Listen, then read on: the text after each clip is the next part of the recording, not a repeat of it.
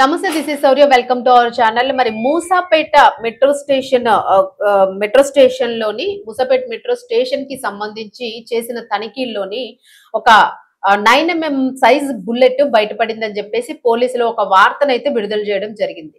మరి ఈ తనిఖీల్లోని ఒక యువకుడు అలాం అనే 28 సంవత్సరాల ఒక యువకుడి దగ్గర ఈ బుల్లెట్ నైతే స్వాధీనం చేసుకున్నారు. అసలు దట్టు ఇది ఎలక్షన్స్ టైము. ఇప్పుడు జూబ్లీ హిల్స్ కి సంబంధించి ఎలక్షన్స్ అయితే జరుగుతా ఉన్నాయి. ఆ కాన్స్టిట్యున్సీ మీద చాలా హోరాహోరీగా ఎలక్షన్స్ జరుగుతున్న నేపథ్యంలోని తనిఖీలు అవి కూడా జరుగుతూ ఉన్నాయి. అలాగే ఎక్కడికక్కడ పోలీసులు ప్రతి ఒక్కరిని కూడా స్టేషన్స్ కానివ్వండి, లేదా బస్ స్టాప్స్ కానివ్వండి, ఇలా ప్రతి చోట కూడా తనిఖీలు చేస్తూ ఉన్నారు.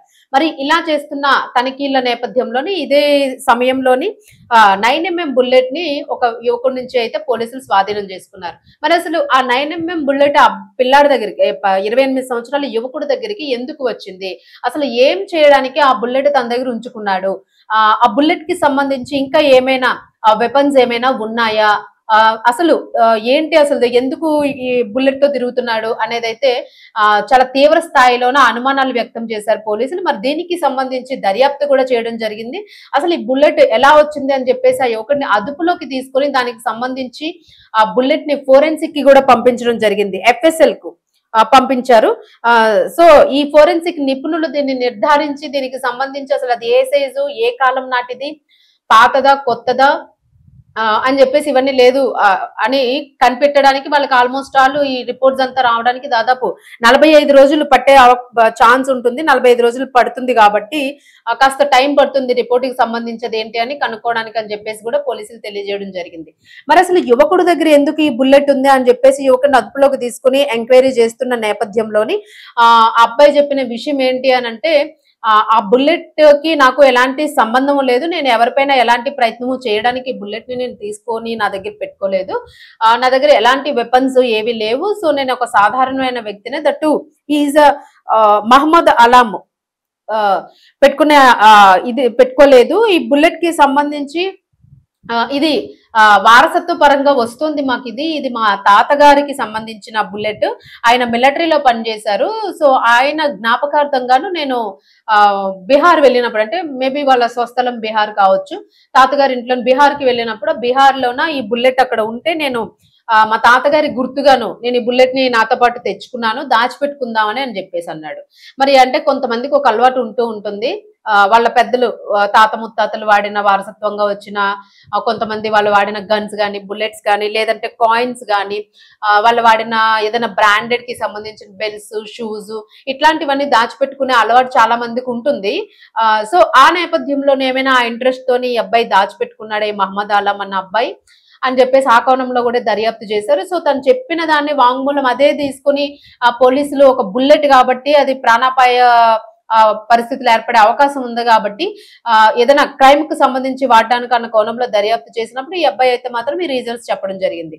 మరి దీనికి సంబంధించి అందరితో వదిలేయడానికి కుదరదు కాబట్టి అసలు నిజంగానే బీహార్ లోని వాళ్ళ స్వస్థలమా, వాళ్ళ తాతగారు అక్కడ ఉన్నారా, అక్కడి నుంచే బుల్లెట్ తీసుకొని వచ్చాడా, ఇంకా ఎవరైనా కుటుంబ సభ్యులు ఎవరున్నారు, ఇందులో ఇంకెవరైనా ఇన్వాల్వ్మెంట్ ఉందా, దీని వెనక ఇంకేదైనా జరుగుతుందా అన్న కోణంలో కూడా వీళ్ళు దర్యాప్తు చేయడం జరిగింది. మరి ఇలా చేసేటప్పుడు వీళ్ళ తండ్రి గారికి అయితే వీళ్ళ తండ్రికి అంటే మహమ్మద్ ఆలంకి అయితే నోటీసులు పంపించడం జరిగింది దీనికి సంబంధించి. మరి వాళ్ళ ఫాదర్ కి చెన్నైలో ఉంటారంట ఆయన, మరి వాళ్ళ ఫాదర్ కి కూడా ఆలం తండ్రితో కూడా మాట్లాడారు. మరి ఆయన కూడా మాట్లాడి అడిగి చెప్పారు, వాళ్ళ తాతగారు అంటే వాళ్ళ తండ్రి గారు. సో అడిగి కనుక్కున్నారు అసలు మీ ఫాదర్ ఏం చేస్తారు ఏంటి అని చెప్పేసి నార్మల్ గా ఎంక్వైరీ చేసి డీటెయిల్స్ అన్ని తీసుకునేటప్పుడు అవును మా తండ్రి గారే మిలిటరీలో వర్క్ చేశారు, సో మిలిటరీలో పనిచేసిన మాట అయితే వాస్తవమే అని చెప్పేసి అయితే ఆయన చెప్పాడు.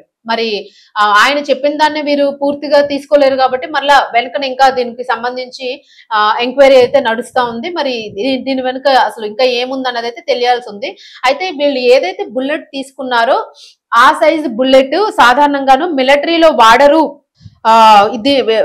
వీటిని మిలిటరీలో వాడరు, మిలిటరీలో ఇలాంటి బుల్లెట్స్ అయితే మాత్రము 9mm బుల్లెట్స్ అయితే ఇవ్వరు, అక్కడ పనిచేసే పోలీసులు లేదా ప్రైవేట్ వ్యక్తుల వద్ద ఆ ఏరియాలో మిలిటరీకి సంబంధించి బయట పనిచేసే ఏమైనా ప్రైవేట్ సెక్యూరిటీస్, ప్రైవేట్ ఇవి ఉంటాయి కదా, వాళ్ళ దగ్గర కానీ పోలీసు వ్యక్తుల వద్ద మాత్రమే ఈ బుల్లెట్ ఉంటుంది అని చెప్పేసి అయితే పోలీసులు తెలియజేయడం జరిగింది.